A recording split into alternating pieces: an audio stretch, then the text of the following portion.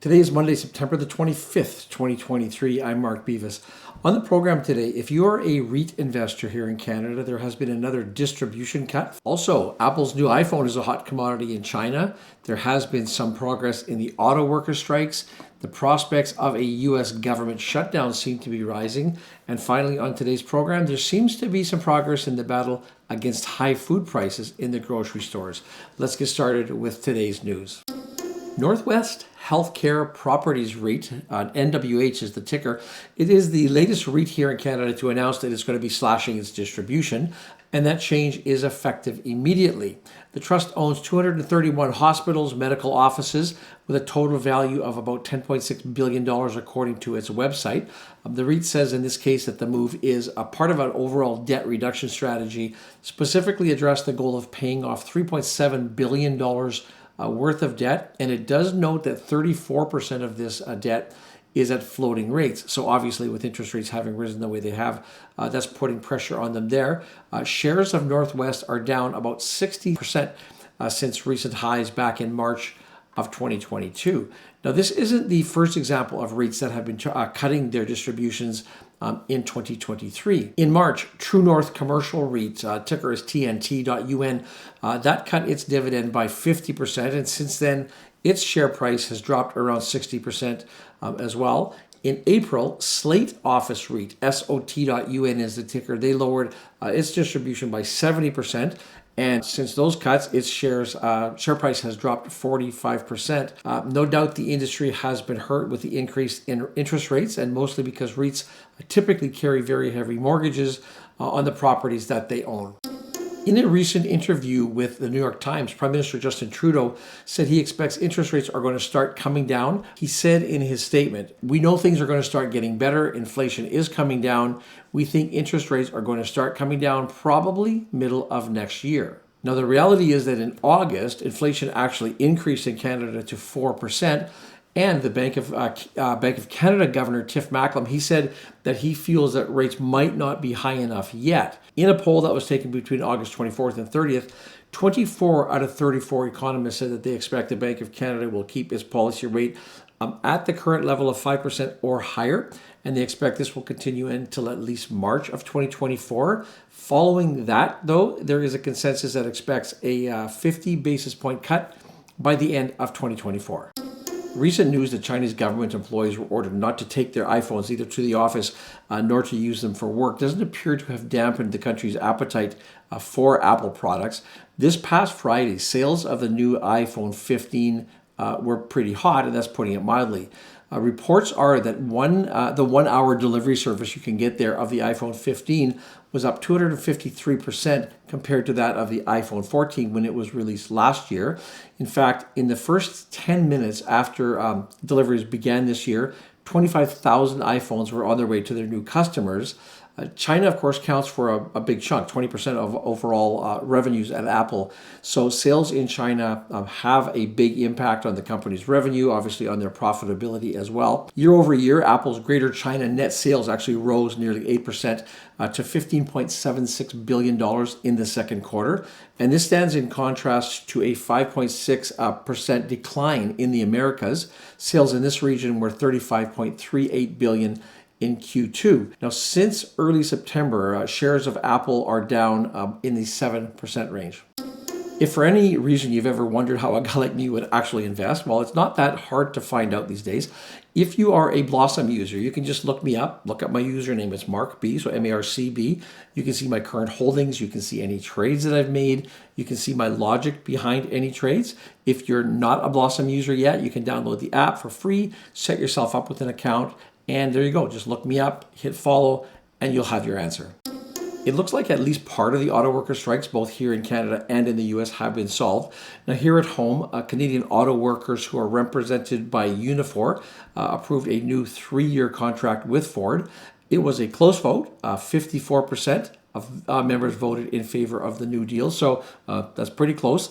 In a statement released Sunday, Ford said that the company had agreed to the largest wage increase in the company's Canadian history. According to the negotiating structure, this deal will now be used as a baseline, as a precedent, while the union continues its negotiations with both General Motors and Stellantis. Now, Unifor National President Lana Payne, she said that she feels that the deal is life-changing. And in a statement that was basically spoken to the people who voted against the deal, she said, "I know this is an incredible deal, and I know that people's lives will change as a result of what's here." The Ford deal includes a 10% wage increase in the first year, followed by increases of 2 and 3% in the second and third years. The agreement also includes a $10,000 productivity and quality bonus to all permanent employees who are on the active payroll, and a $4,000 bonus for temporary employees. Also key to the agreement, of course, is that Ford reconfirmed its commitment to transform its Oakville operation into an EV assembly plant. Production there is expected to start in early 2025. Despite this good news here in Canada, there are thousands of auto workers who remain on strike in the U.S., and currently there are almost 13,000 on strike at the Detroit auto plants, and there's an additional 5,600 or so strikers at 38 parts distribution centers throughout the country. Now, United Auto Workers President Sean Fain, he's called on the big three automakers to increase their wages by 36% over a 4-year deal. He's asking for a 4-day work week and the end of tiered wages inside the plants. He commented on Friday that he says that while there has been this improvement or this progress with Ford, there are serious issues that remain with both Stellantis and GM offers. Now, in an ideal world, the auto workers and the automakers would come to an equitable deal that looks far out into the future. But analyst Daniel Ives, he's with Wedbush Securities, and he said the current deal is a torpedo to the business models of the Detroit Three. To take a deal just to avoid a strike and get it done is great for the next 24 hours, but a nightmare for the next 30 years. I don't normally get too worked up about the potential of government shutdowns down in the U.S. They seem to, rear their ugly heads all the time. But I see something a little different in the current battle that's going on there now, and that's probably mostly because of the GOP House Speaker Kevin McCarthy. He's got a very weak hold on things there, and it looks to me like there could actually be a shutdown this time around, and that could occur as early as September 30th, so just a little bit later on in this week.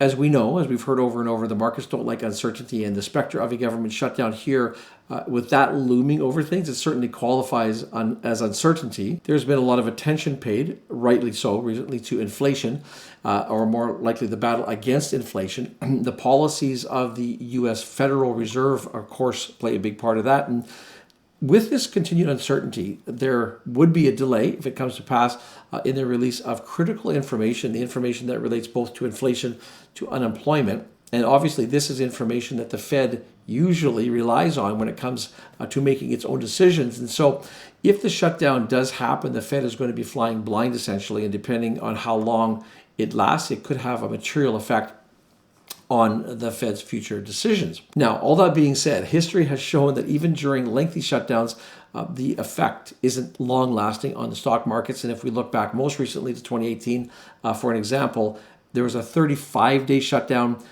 during 2018 at some point, late 2018, early 2019, and the S&P 500 rose around 10% during that time period. I reported on this program last week that the Canadian government was making some threats to the large grocery chains here in Canada, and it's been lobbying them to make sure that they're able to sort of rein in the price that high inflation has had on the price of food. Well, last week, top executives at Loblaw, Metro, Empire, Walmart, and Costco all met with federal officials. According to Industry Minister François-Philippe Champagne, they have agreed to take action to stabilize food prices. There aren't details of the agreement that are available yet, but he does say that he plans to have those details presented by next month. He says that the government will wait till the Thanksgiving deadline that has been imposed here by the Prime Minister. Now, as previously reported, the government is seeking changes to the Competition Act, and that would give the Competition Bureau more power when corporations work together to reduce consumer choice. That's nothing that's never good for the consumer. Michael Osborne, he is the chair of the Canadian Competition Practice at law firm Cozen O'Connor. In his opinion, these efforts by the government to change the competition laws are mostly useless, as he put it in a statement. He said, "It is not going to address the problems that we have with inflation, and the reason for that fundamentally is a competition law is not a tool that's designed to fight inflation. He does go on to say that while he agrees that competition in and of itself can result in lower prices, the current government efforts of blaming the grocers for inflation has been caused largely, obviously, by other factors. Also weighing in on the debate is former Liberal Deputy Prime Minister John Manley. He criticized the government's effort by saying that if they really wanted to do something about food prices, it would focus on supply management. Coming up later this week, we have Costco reporting its earnings tomorrow. On Wednesday, we have Micron Technology reporting. Thursday, Nike, BlackBerry, REITs will all come out with their earnings reports. Friday, we have Canada monthly real GDP numbers. As always, I will put a link for our Investing Academy in the description of this video. I will put a Blossom link there as well. And as always, I'll thank you for watching this video, and I look forward to seeing you in a couple of days.